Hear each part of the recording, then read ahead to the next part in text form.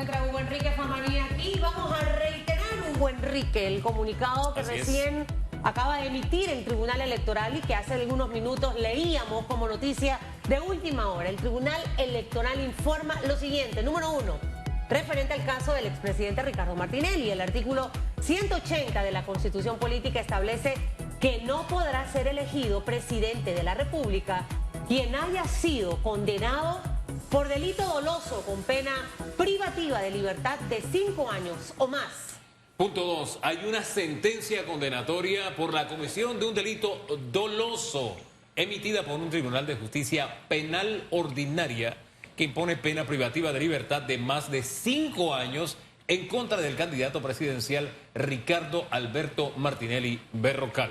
3. En este mismo comunicado el tribunal dice que corresponde al Tribunal Electoral inhabilitar a quien se encuentra en esta condición jurídica, acorde a lo que establece el numeral 10 del artículo 615 del Código Electoral. Y muy importante, preste atención al punto 4 del comunicado que acaba de emitir el Tribunal Electoral. Reitera a la ciudadanía que a la institución no ha llegado copia de la sentencia en firme, autenticada, y cuando llegue se procederá al trámite correspondiente de manera expedita y conforme a lo que establece la Constitución Política y la ley electoral.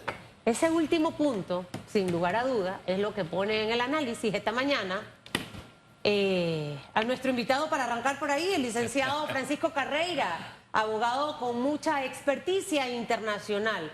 Entendiendo los 4 puntos, licenciado, y gracias por estar con nosotros, el Tribunal Electoral da paso a paso 1, 2 y 3 por las causales por las cuales una persona puede ser inhabilitada para correr en un proceso electoral, en este caso en la candidatura presidencial. Pero el último punto, el 4, reitera a la ciudadanía la información que ha estado emitiendo desde hace varios días, de que todavía ellos no cuentan con la sentencia realmente en firme. La Corte debe enviarla. O sea, ¿qué significa y qué representa todo esto? Decía ayer el licenciado Álvarez que la candidatura del señor Martinelli sigue en firme precisamente por esto, porque la Corte no ha enviado esto oficialmente al tribunal. Bueno, sigue en firme por varias razones. La primera de ellas es el expediente, la notificación de la sentencia se termina hoy a las 10 de la mañana. Si recuerdas, la Corte emitió su decisión y ordenó una notificación por edicto por 5 días. Eso ocurrió y hoy se vencen los 5 días para que la sentencia quede en firme. Una vez que esto ocurra, el expediente debe ser devuelto al juzgado de la jueza Loíza, donde se condenó al presidente Martinelli. Antes no podía hacerse eso. No, porque estaba en notificación. Ese ha sido el trámite. Y por eso yo he escuchado a algunas personas como que esto se ha atrasado a propósito. No, es un procedimiento normal. Si te das cuenta, allí no hay una notificación personal a los abogados en el proceso.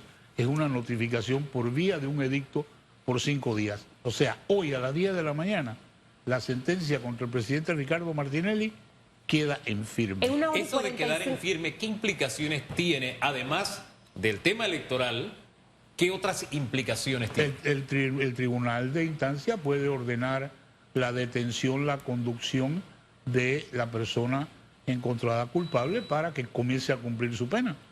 Por eso es que yo creo que la solicitud de asilo ha sido precisamente para no llegar a ese tema de la ejecución de la sentencia. Estaba fríamente calculado el movimiento, entonces. Sí, parece que, yo creo que sí, estaba fríamente calculado. Entendiendo lo que usted dice, y más por el aspecto legal, licenciado Carreira, los conocedores de las leyes obviamente sabían que hasta hoy era que podía, en realidad, ejecutarse en firme esta sentencia del expresidente. En 1 hora y 45 minutos, tomando el tiempo reloj, es que esto debe ocurrir. Y si en el caso de que el expresidente de la República, Ricardo Martinelli, hubiese estado en la ciudad, ¿esto conllevaría a que debería ser detenido y conducido? Sí, o una comparecencia voluntaria, sabiendo que la sentencia ya queda en firme. Esas son las etapas que la ley le permite a una persona comparecer voluntariamente. En el caso de él tiene medida cautelar de país por cárcel y lo lógico es que el tribunal para ejecutar la sentencia y hacerla cumplir, o emita una orden de conducción o una orden de detención. Paralelamente estamos Ese viendo... era el escenario antes del tema del asilo. Antes del tema del asilo. O sea, ese escenario ya cambia. Cambia. Es lo que estábamos viendo, por ejemplo, con el caso del exministro Ferrufino. Él, ya la sentencia quedó en firme, no ha comparecido, hay una orden de detención. Y él no tiene asilo. Y él no tiene asilo. O sea, hasta ahora. Básicamente era la misma situación que ocurrió. Claro. Pero un asilo puede solicitarse después de una sentencia en firme. Sí, claro. Y también se le puede otorgar. En cualquier momento. Okay. La persona tiene que justificar. Yo aquí lo que veo que nosotros tenemos, nos falta, vamos a decir, una pieza en el rompecabezas. ¿Cuáles son las alegaciones y qué es lo que ha hecho el presidente Martinelli para justificar ante el gobierno de Nicaragua su condición para solicitar asilo político? Ese es el punto. Sabemos lo que él ha venido alegando desde el día de la sentencia, lo que manifestó en la concentración en la Plaza de Santana, todo lo que ha ido manifestando en diferentes entrevistas y en diferentes medios. Sabemos que fue a la Asamblea a poner una denuncia también contra el presidente y contra el vicepresidente y otra persona. Entonces, todo esto es una línea de conducta que se ha planteado a Nicaragua y por eso le han dado el asilo político. Sí, es que la respuesta a eso que usted acaba de decir está plasmado en la nota que dirige Nicaragua a Panamá vía Cancillería, donde dice que el asilo ha sido solicitado porque el señor Martinelli se consideraba perseguido por razones políticas y porque se encontraba en riesgo inminente su vida, integridad física y seguridad. Es decir, al inicio de semana uno no tenía muy claro por qué había usado nuevamente el argumento que ya en otra ocasión había echado mano de él, que era de que lo querían matar. Entonces uno no entendía, oye, pero la figura repetida, ¿por qué ahora? Entonces uno encuentra la respuesta en la misma nota de la Embajada de Nicaragua. Eso es lo que se le ha planteado al gobierno de Nicaragua y es la razón por la cual han emitido pues la nota a Panamá diciendo le hemos concedido el asilo político. Y esto nos lleva ahora al punto en donde vamos a estar. Lo que está pendiente es el salvoconducto. ¿Qué es el salvoconducto? Es un permiso para viajar. ¿Y eso quién lo debe dar? El Estado panameño, el Mire, gobierno vamos panameño. a ir por parte porque hay muchas cosas para que el panameño también pueda entender. Ya conociendo los panoramas, el A y el B del caso del expresidente Ricardo Martinelli, ¿cuándo un país o qué elementos toma un país en cuenta para poder otorgar un asilo?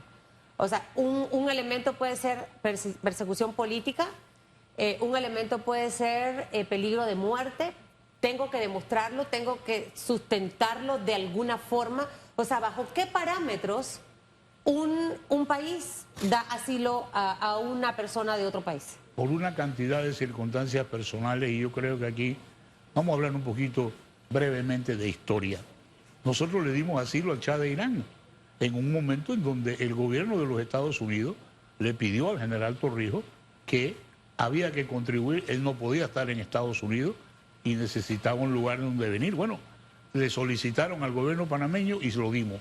En otra ocasión ocurrió también que había un problema con los etarras, con los terroristas españoles, y Panamá aceptó recibir aquí un grupo de terroristas españoles para contribuir en un momento dado con la paz en España. Le hemos dado el asilo al presidente Bucaram de Ecuador, le hemos dado el asilo al presidente Serrano Elías de Guatemala. Cada uno tiene una consideración muy especial. Entonces, esa es una decisión. Y siempre los asilos se dan. Es el asilante el que califica, para dejar esa línea de pensamiento clara. Exactamente igual. Es Nicaragua el que, en el caso del presidente Martinelli, califica las ¿Y circunstancias. qué se presenta para calificar? La petición de él. Solamente, o sea, no hay que... No, esto no es un proceso de judicial ni nada.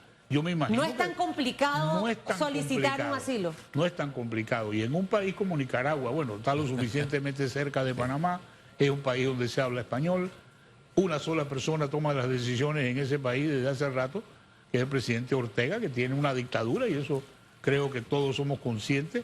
Un país que ha hecho, tú sabes, gala de violar los derechos humanos como se percibe a nivel internacional, pero bueno, es un país con el cual tenemos relaciones diplomáticas y ellos han aceptado. Yo lo que pienso Y siempre he visto en estos casos es que ante la duda de la circunstancia, el asilo se concede. Eso es base, el asilo se concede. Okay. Si hay una duda, no necesita probar ¿En fehacientemente. este caso hay dudas? En este caso pueden haber dudas de que lo que diga el presidente Martinelli es verdad. ¿Siempre los asilos se otorgan? Es normal. Tenemos casos donde el asilo se niega, la solicitud? Lo que se niega es el salvoconducto. El asilo porque el país... mira, el caso de Julian Assange. Él estuvo 7 años en la Embajada de Ecuador en Inglaterra. Y Inglaterra no le dio el salvoconducto. Hasta que después se aceptó entregarse al gobierno de los Estados Unidos y entonces le dieron el salvoconducto para que lo hiciera.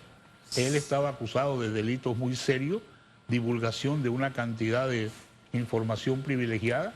Entonces, pero eso es parte de la historia de esta medida. Ahora, ¿qué es lo más conveniente? No para Ricardo Martinelli, para el país. Bueno, Teniendo en cuenta que nos encontramos en una campaña electoral, que él es hasta ahora candidato a presidente de la República, ¿qué es lo más sano para el país? Si el gobierno llamara a Paco Carreira y le dijera, Paco, asesórame, ¿qué debo hacer? ¿Le doy el salvoconducto? mira, yo estoy de acuerdo que lo Panamá mejor? tiene una gran tradición en esta materia de temas internacionales y tenemos un tema de la neutralidad del país. Y nosotros hemos esbozado esa bandera a nivel internacional y lo vamos a seguir haciendo. Entonces, en esta ocasión nos toca a nosotros cumplir con lo que hemos dado muchísimas veces, darle asilo a otra gente. ¿Qué sería cumplir? ¿Dar el salvoconducto? Cumplir es emitir el salvoconducto.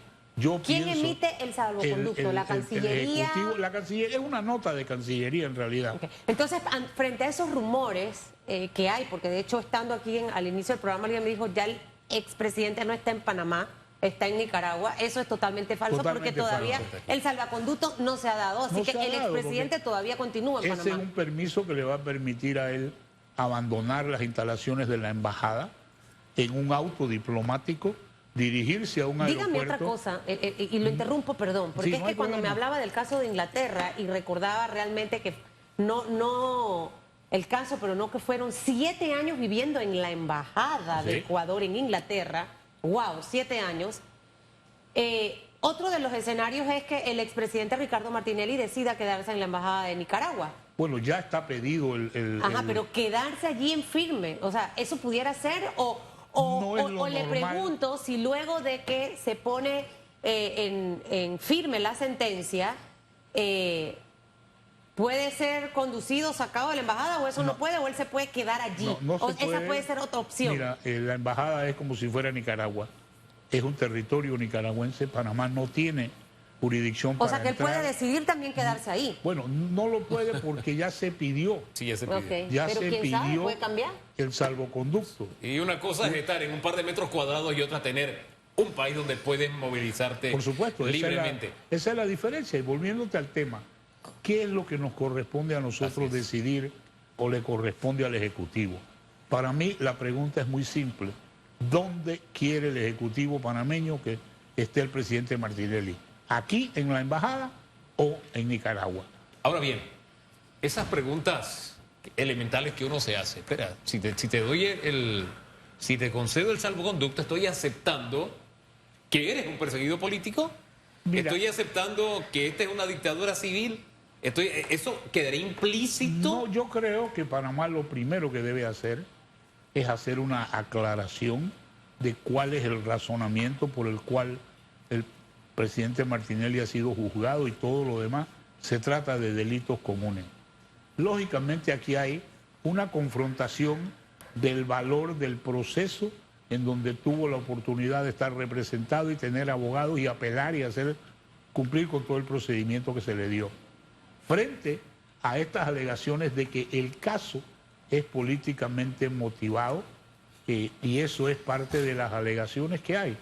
Yo lo que creo es que Panamá debe aclarar muy bien que este no es un tema de persecución política ni de... Pero al aclararlo, entonces me voy al artículo 1 de ese convenio que cita precisamente Nicaragua y que dice que no es lícito a los estados dar asilo en legaciones es decir, en embajadas, por ejemplo, hay inculpados de delitos comunes que estuviesen procesados en forma o que hubiesen sido condenados por tribunales ordinarios, y añade más abajo que el Estado que proceda de esta forma debe entregar al gobierno local al señalado. Esa es una de las razones para que Panamá niegue dar el salvoconducto, que aquí hay una condena que no se debió haber dado el asilo, y ese es un tema que nos va a crear una controversia diplomática con Nicaragua. ¿Por qué controversia? Por el hecho de que ya el asilo se dio. Ok, pero ¿por qué controversia, uno, para que me lo responda? Y segundo, ¿por qué hace unos minutos usted también nos decía que lo más recomendable sería dar el salvoconducto? O sea, para tratar de entender en qué afectaría a Panamá, porque muchos exigen que no se le dé el salvoconducto, otros que sí se les dé, pero al final al país, ¿por qué le conviene darlo? ¿Y por qué esto generaría controversia con Nicaragua y hasta dónde nos puede importar las controversias con este país? El hecho de dar asilo, yo he escuchado personas hablar incluso de romper relaciones con Nicaragua, eso no se justifica, en ninguna forma se justifica. Con que Panamá establezca la posición, no vamos a dar salvoconducto por esto, por esto, por esto, esa es una posición que Nicaragua debe entender. La otra es, por las razones que el gobierno quiera esgrimir, va a conceder el asilo, porque estratégicamente esto es una decisión política, esto no es una decisión legal. Esto es como una de las situaciones más incómodas que ha vivido la diplomacia panameña. Si tú recuerdas, al general Noriega lo condenaron en Estados Unidos. Él sirvió su pena en Estados Unidos.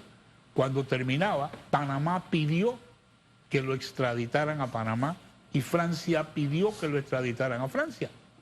Y el gobierno de Estados Unidos, en una decisión política, decidió que va primero a Francia, a pesar de que el panameño tenía todo lo que tú quieras de relación con Panamá, pero esas son las decisiones políticas del gobierno. ¿En qué nos afecta no tomar una buena decisión política en este caso, en este momento? ¿En qué nos afecta como país? No nos afecta, lo que tenemos que cuidar aquí es cómo esto afecta al proceso electoral en el que estamos. ¿Y cómo lo afecta? No, definitivamente lo afecta tener al presidente Martinelli en una embajada aquí haciendo política. Eso es una de las consideraciones. Nosotros hemos tenido... Noriega buscó refugio en una embajada también, pidió asilo, qué sé yo, y todo lo demás, y al final no fructificó. Bueno, no fructificó porque él decidió voluntariamente entregarse a las autoridades norteamericanas. Acuérdense que le montaron también un concierto ahí, 24 horas, serenata, exacto, que es parte de la historia. Y ¿no? otra cosa es que en este momento la gran diferencia es el tema de la campaña electoral. Por supuesto. Entonces, por la paz electoral algo de lo Panamá, que usted en este instante mencionaba,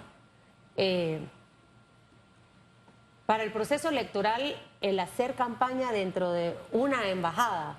Que no se permite que la persona haga esta pero puede pasar desde ahí operar. Yo debo recordar. Y decía, y yo retomando parte de lo que hablaba ayer el señor Toto, que muchos de los votos del señor Martinelli pueden ser endosados por el señor Mulino, y todo este tema de la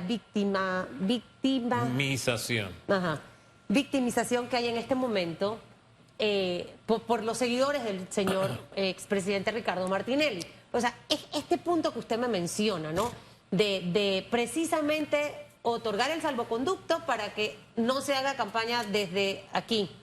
O sea, ¿cómo esto entorpecería o afectaría el proceso electoral que vivimos en este momento? No, afecta más el proceso electoral que el presidente Martinelli esté en Panamá o esté en Nicaragua. Hay una diferencia muy grande. Si está en Nicaragua, ¿no afecta tanto? Bueno, por supuesto, porque está más lejos. No está realmente aquí Oye, está a la distancia de un tuit, yo le sigo llamando por tuit supuesto, no, a sí. los mensajes. Eso depende, y disculpe que me meta en estas honduras y usted nos oriente porque el experto es usted.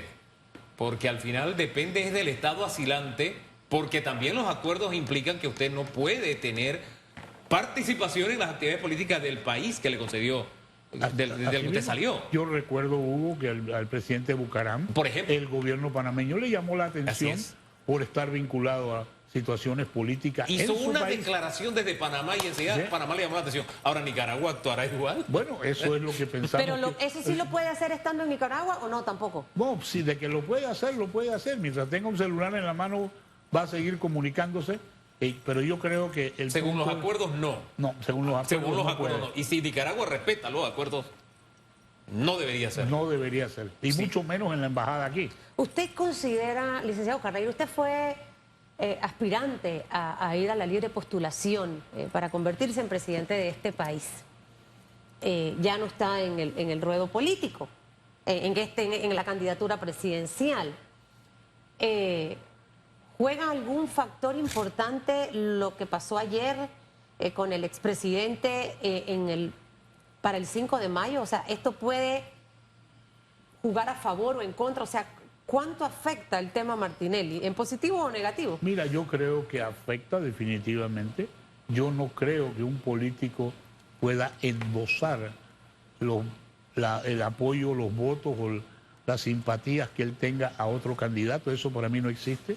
Eso es un tema personal. Es decir, que los votos de Ricardo Martinelli los debe recoger otro y no tanto yo no el he señor dicho que Molino. lo recoge otro. Lo que digo es más difícil que él diga a la gente, vamos a respaldar aquí a José Raúl Molino todo y que eso se cumpla. Eso yo no lo creo. Porque también creo que debemos ver, ha salido una encuesta que para mí es un tema que me preocupa. Hay un 49% de personas que al día de hoy, de acuerdo a esa medición, no saben, no están seguros ni siquiera por quién van a votar. Claro. Entonces, dale margen de Ojo, error. pero esa es una de mire, tantas encuestas Por que van a supuesto, estar saliendo, ¿no? Y que usted sabe... Pero para mí mide algo que las demás no lo hacen. Ajá. Aquí no está midiendo simpatía nada más, sino que está midiendo una realidad que tiene el pueblo panameño. Ahora, yo en el tema de las encuestas, yo soy muy cuidadoso y después de lo que supuesto. hemos vivido con mucha más razón, porque las encuestas, hay encuestas express, depende de Sí, cómo sí, usted no, haya no. hecho la pregunta, de cuál es la intención de la encuesta, etcétera. Y como la casa editorial que publicó la encuesta es otra, y no conozco esas interioridades, Sí. yo preferiría no opinar sobre ellas porque no sé qué tantos fundamentos científicos No, tienen. yo lo que te Yo me voy digo a hechos es que- reales, me voy a hechos reales. Por supuesto. Ahora de endosar votos o no endosar. El señor Rómulo Rux fue candidato del señor Ricardo Martinelli en las elecciones pasadas. Y después de la llamada del renacer, él tuvo un reverdecer en el mundo político. Estuvo a punto de ganar Por supuesto. las elecciones. O sea que hay una cantidad de votos que sí se endosan. El tema es ¿Cuánto? El tema es- cuánto será para el ese- señor ese es el Molino. punto que- ¿Tendrá la misma capacidad que Rómulo en aquel momento o la que tuvo Minito en su momento?